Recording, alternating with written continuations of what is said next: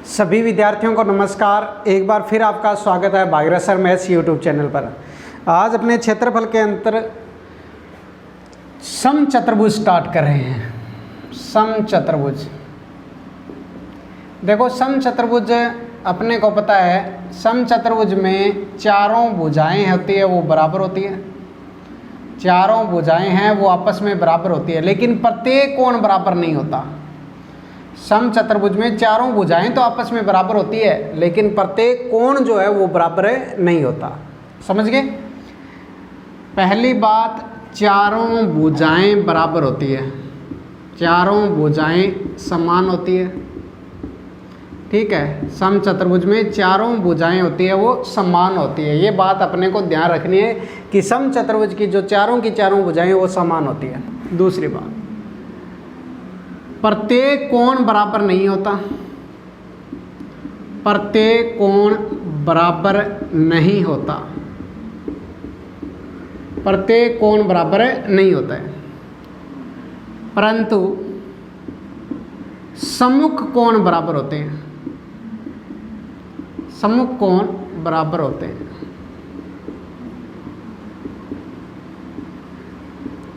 सम्मुख कोण बराबर होते हैं। प्रत्येक कोण बराबर नहीं होता, लेकिन आमने सामने के कोण बराबर होंगे। समझ गए? आमने सामने के कोण बराबर होंगे। ये थीटा है तो ये भी थीटा है, ये अल्फा है तो ये भी अल्फा है, तो आमने सामने के बराबर होते हैं। समझ गए? उसके बाद अपने को ये ध्यान रखना है, समझ गए बात? ये अपने को ध्यान रखना है।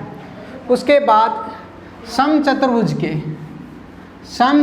के दोनों विकर्ण बराबर नहीं होते। दोनों विकर्ण समान नहीं होते। दोनों विकर्ण है वो समान नहीं होते हैं। समझ गए बात? समचतुर्भुज के जो दोनों विकर्ण है वो समान नहीं होते हैं, परंतु दोनों विकर्ण परस्पर समकोण पर समद्विभाजित होते हैं। समकोण पर समद्विभाजित होते हैं। समकोण पर समद्विभाजित होते हैं मतलब ये दोनों विकर्ण आपस में तो लंबाई में बराबर नहीं होते, लेकिन जहां कटेंगे वहां 90 डिग्री का कोण बनाएंगे। समझ गए? और दोनों विकर्ण आपस में मतलब विकर्ण जहाँ से कटेंगे उसके बाद दोनों हिस्से आपस में बराबर होते हैं। ये इधर a है तो ये भी a, इधर ये x है तो ये भी x। समझ गए? तो ये बात ध्यान रखनी है कि समचतुर्भुज के जो विकर्ण है वो समकोण पर समद्विभाजित करते हैं। चारों भुजाएं बराबर होती है, प्रत्येक कोण बराबर नहीं होता, सम्मुख कोण बराबर होते हैं। दोनों विकर्ण बराबर तो नहीं होते, लेकिन जहाँ से कटेंगे वहाँ से समकोण पर समद्विभाजित होंगे। समझ गए? तो ये बात अपने को ध्यान में रखनी है। समझ में आई बात आपको? ठीक है, नेक्स्ट देखिए। अपने को ये पता है कि समचतुर्भुज का जो क्षेत्रफल है वो 1/2 विकर्णों का गुणनफल होता है। समचतुर्भुज का जो क्षेत्रफल है, समचतुर्भुज का क्षेत्रफल वो 1/2 विकर्णों का गुणनफल होता है। विकर्णों का गुणनफल 1/2 विकर्णों का गुणनफल होता है। ये विकर्ण D1 है और ये विकर्ण D2 है, तो इसको हम ये लिख सकते हैं 1/2 D1 गुणा D2। भुजा A है तो आपको पता चल गया समचतुर्भुज का जो परिमाप है वो 4a के बराबर होता है। समचतुर्भुज का जो परिमाप है वो 4a के बराबर होता है। समझ गए बात? ये अगर हमें समचतुर्भुज की भुजा निकालनी है तो भुजा 1/2 रूट पहले विकर्ण की स्क्वायर प्लस दूसरे विकर्ण की स्क्वायर, इसके बराबर होता है। भुजा ज्ञात करने का ये फॉर्मूला है। और आप देखिए, समझिए यहाँ कि भुजा को अगर मैं a से लिखूँ, हमें पता चला कि भुजा a है वो 1/2 D1 की स्क्वायर प्लस D2 की स्क्वायर। आप बताइए, बट्टे वाला 2 इधर जाएगा तो 2 बराबर क्या बचा? 2a बराबर बचा root D1 square plus D2 square. और अगर आप स्क्वायर हटाओगे, रूट हटाओगे तो इधर स्क्वायर हो जाएगा। ये 4a² बराबर d1² प्लस d2² हो गया। ये समचतुर्भुज की विकर्ण और भुजा में रिलेशन आ गया। देखो ये 3 फॉर्मूले तो अपने इम्पोर्टेंट है ही है, लेकिन ये फॉर्मूला बहुत इम्पोर्टेंट है, मोस्ट इम्पोर्टेंट है कि समचतुर्भुज की भुजा और विकर्ण में रिलेशन पूछे तो अपने ये याद रखेंगे कि विकर्णों के वर्गों का जो योग है, विकर्णों के वर्गों का योग है वो चारों भुजाओं के वर्गों के योग के बराबर होता है। चारों भुजाओं के वर्गों के योग के बराबर होता है, वर्गों के योग के बराबर होता है। ये बात अपने को ध्यान में रखनी है। समझ में आगे बात ये, समचतुर्भुज में हमने पढ़ा कि समचतुर्भुज की चारों भुजाएं आपस में बराबर होती हैं। प्रत्येक कोण बराबर नहीं होता, लेकिन आमने सामने के कोण यानी सम्मुख कोण क्या होते हैं, बराबर होते हैं। उसके बाद हमने पढ़ा कि समचतुर्भुज के दोनों विकर्ण बराबर नहीं होते, दोनों विकर्ण आपस में बराबर नहीं होते, लेकिन जहाँ से विकर्ण कटेंगे, विकर्ण अपने को पता है विकर्ण कटेंगे तो वहाँ 90 डिग्री का कोण बनाएंगे और विकर्ण समद्विभाजित हो जाएंगे, मतलब समान 2 भागों में बंट जाएंगे। ये 10 का था तो इधर भी 5, इधर भी 5, ये 8 का है तो इधर भी 4, इधर भी 4, इस प्रकार रहेंगे। समझ में आगे बात है। उसके बाद अपने पढ़ा कि समचतुर्भुज का जो क्षेत्रफल का फॉर्मूला है वो होता है 1/2 विकर्णों का गुणनफल। ठीक है, यानी 1/2 d1 गुणा d2।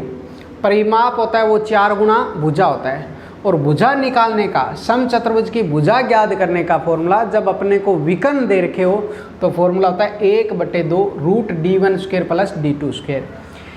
इसको हमने हल किया कि a बराबर 1/2 d1² प्लस d2² है, बटे वाला 2 इधर गुणा में चला गया, रूट हटाया तो स्क्वायर हो गया। तो ये रिलेशन हो गया कि समचतुर्भुज की विकर्णों के वर्गों का जो योग है वो भुजाओं के वर्गों का, चारों भुजाओं के वर्गों के योग के क्या होती है, बराबर होती है। यानी ये देखो, एक भुजा अपने को पता है 4 ही भुजा होती है, तो भुजा के वर्ग और ये 4 भुजा है तो अपने ये लिखा कि चारों भुजाओं के वर्गों के योग के बराबर होता है।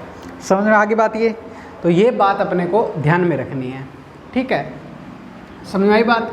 दूसरी बात, समचतुर्भुज को आप क्या कह सकते हो, समांतर चतुर्भुज भी कह सकते हो। समचतुर्भुज को हम समांतर चतुर्भुज भी कह सकते हैं। समचतुर्भुज को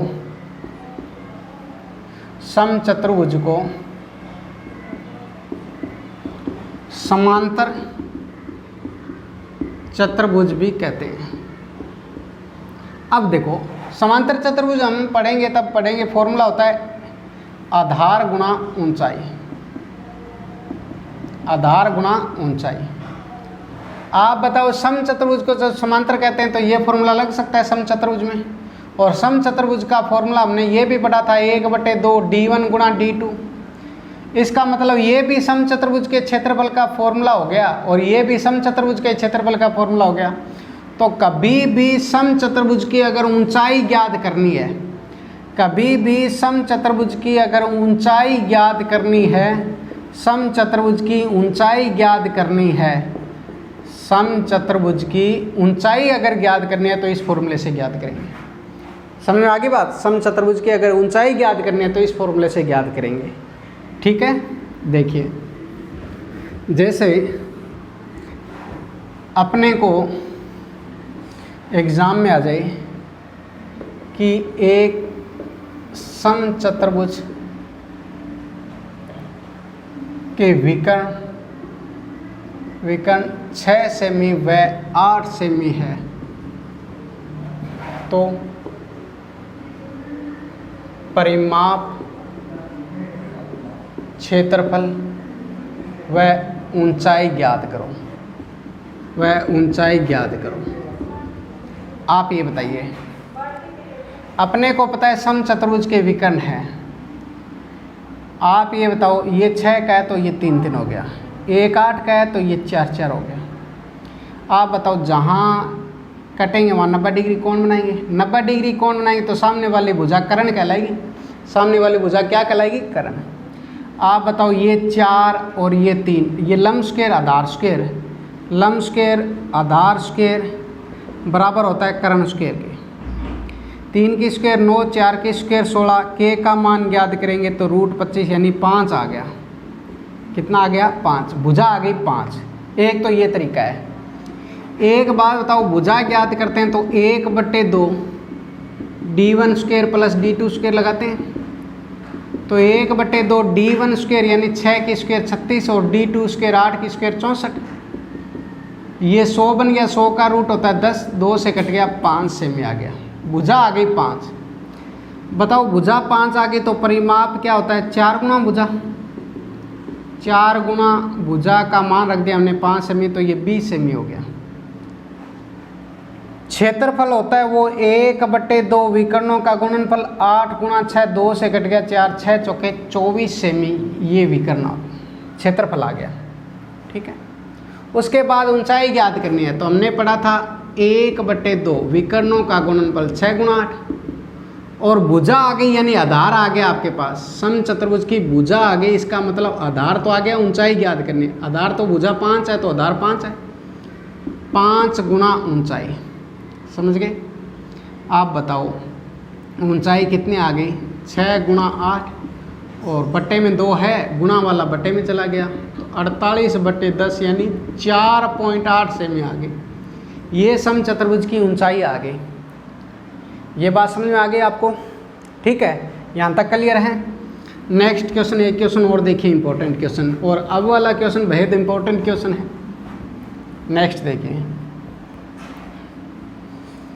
नेक्स्ट क्वेश्चन है, एक समचतुर्भुज की भुजा,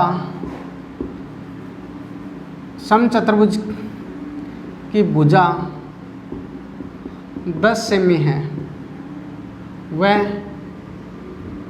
एक कोण 60 डिग्री है, तो क्षेत्रफल ज्ञात कीजिए।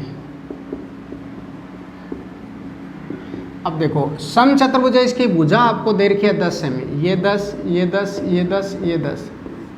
एक कोण आपको 60 दे दिया, ये 60 है तो ये भी 60, इसका मतलब ये 120 होगा और ये 120 होगा, क्योंकि इन कोणों का योग, एक ही लाइन पे बने कोणों का योग 180 होता है। 60 और 120 180, 120 और 60 180, 120 और 60 180, और 120 और 60 180, इनका योग 180 होता है। ठीक है, हमेशा। अब बताइए आप कि एक कोण 60 दे रखा था, सामने 60 वाला हो गया, ये दोनों आपस में बराबर होंगे। वैसे भी अपने को पता चला चारों कोणों का योग 360 है। 360 में से 60 और 60 120 घटाया 240, 240 में ये दोनों बराबर होंगे तो 120 120 आ गया। ऐसे भी कर सकते हो। अब एक बात बताओ, एक विकर्ण मिलाएंगे तो आपको पता है समचतुर्भुज के विकर्ण है ना, इन कोणों को भी आधा आधा कर देते हैं। ये पूरा 120 का था, अब इधर भी 60 बचा, इधर भी 60 बचा। ये पूरा 120 था, इधर भी 60 बचा, इधर भी 60। अब ये बताओ, ये एक समबाहु त्रिभुज नहीं बन गया क्या? तो इसका मतलब ये, अगर ये 10 है, ये 10 है, ये कोण 60, ये 60, ये 60, तो ये 10 आ गया। इधर भी ये 60, ये 60, ये 60, ये 10 है, ये 10 है, तो ये भी 10 आ गया। अब देखो, आपको पता चल गया समचतुर्भुज इसका छोटा विकर्ण है ना, अगर एक कोण 60 डिग्री दे रखा हो तो छोटा विकर्ण जो होता है वो भुजा के बराबर ही होता है। यानी छोटा विकर्ण और भुजा आपस में बराबर होती है, तो छोटा विकर्ण तो आ गया 10 सेमी। अब बड़ा विकर्ण ज्ञात करना है। ये समचतुर्भुज है, ये समबाहु त्रिभुज है, ये वाला समबाहु त्रिभुज की ऊंचाई ज्ञात कर सकते हो।